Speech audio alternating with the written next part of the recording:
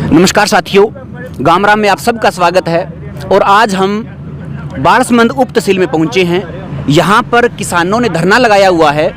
किस कारण से धरना लगा हुआ है, क्या किसानों की मांग है, इसी बारे में हम यहाँ जो धरना स्थल पर मौजूद हैं उन सब से आप के पास जो बात होगी उनकी वो पहुँचाएंगे। किसान आंदोलन भी जो पीछे हुआ था उसमें भी जिन्होंने बड़ी एक बुलंद आवाज़ के साथ किसानों की मांग रखी थी, अनु सूरा जी मेरे साथ हैं और ये हमें बताएंगे कि ये बारसमंद उप तहसील में जो धरना चल रहा है वो उसमें किसानों के मुद्दे क्या है और क्यों किसान यहाँ धरने पे बैठे हुए हैं। नमस्कार जी। नमस्कार सर। नमस्कार। हाँ जी, यहाँ धरना अभी किसानों ने लगाया हुआ है, तो किस बात में या क्या किसानों को समस्या है जिस बात पे किसान यहाँ धरने में बैठे हुए हैं? देखिए, मामला है खरीफ 2020 और 2021 के मुआवजे का। हाँ जी।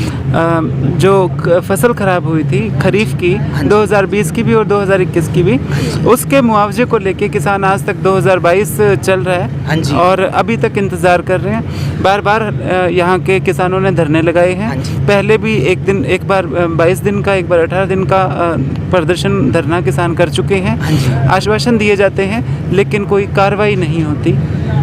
2 बार धरने इस बात को लेके लगाए हैं कि यहाँ जो इस एरिया में, इस उप तहसील में 19 गांव पड़ते हैं और इन गांव में जो फसल 2 साल से लगातार नरमे की ख़राब हो रही थी उनका मुआवजा जो किसानों को मिलना चाहिए था।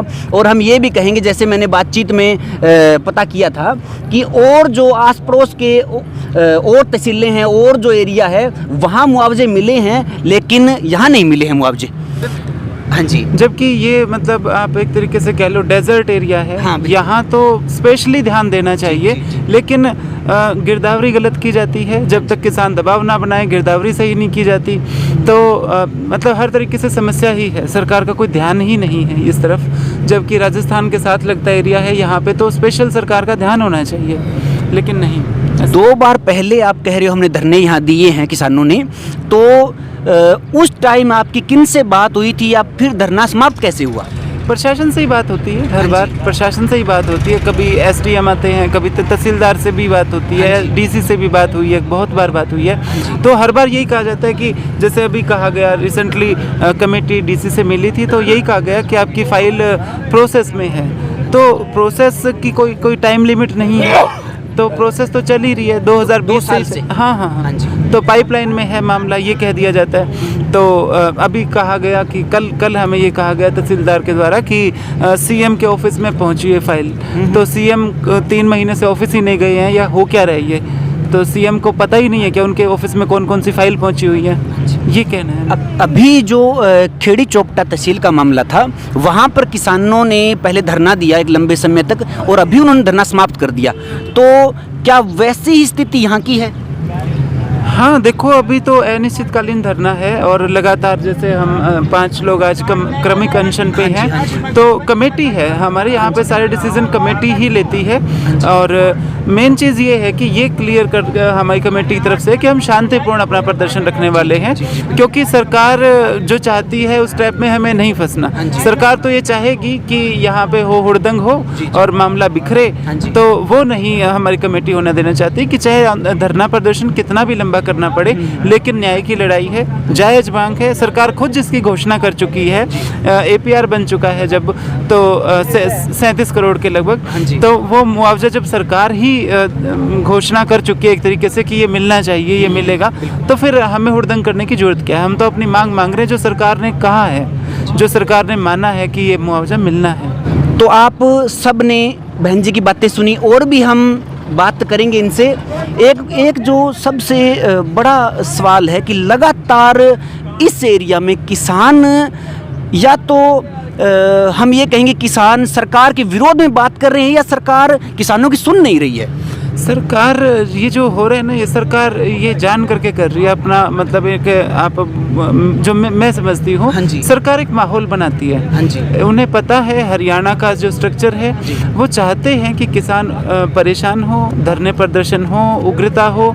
तो मेरा तो यही संदेश है, जहाँ भी पूरे हरियाणा में किसान मजदूर या कोई भी धरना चल रहा है, आप शांतिपूर्ण अपने धरने रखिए और सभ्य तरीके से अपनी मांगे रखिए।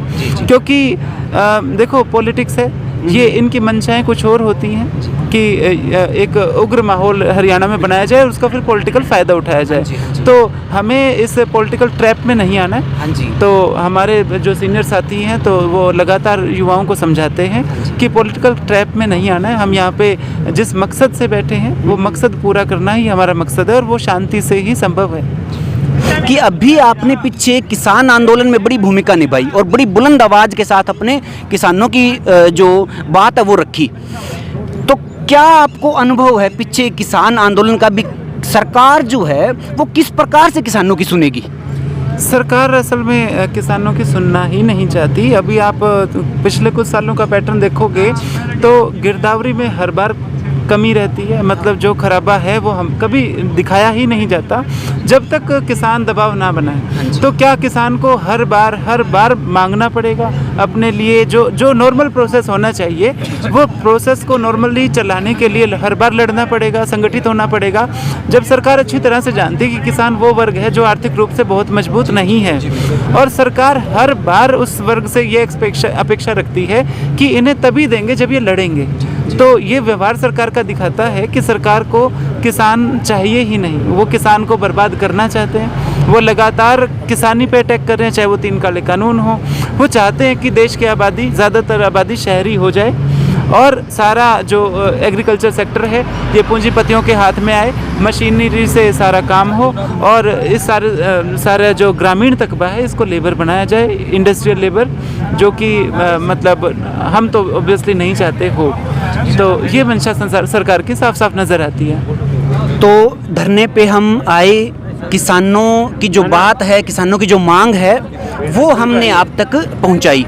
किसानों में एक दर्द भी है अपने हक नहीं मिलने का, लेकिन एक जो दृढ़ संकल्प होता है वो भी है कि हम अपने अधिकार हर हाल में प्राप्त भी करेंगे। और किसानों ने पिछले जो हमारा एक 2 साल का समय रहा है जिसमें किसानों ने अपनी एकता, अपने अधिकारों किस प्रकार से प्राप्त करना है, वो पूरे ना केवल सरकार को बल्कि पूरे भारत में, पूरे विश्व में भी एक संदेश गया है कि किसान जब जो अन्नदाता है, जो मिट्टी से अपनी फसल उगा करके दुनिया का पेट भरता है, तो उसको अगर दर्द होगा तो वो दर्द हर व्यक्ति को महसूस होगा। अभी इतना ही। इसी प्रकार के किसानी मुद्दों के साथ हम फिर आपसे मिलते रहेंगे। तब तक के लिए राम राम, नमस्कार।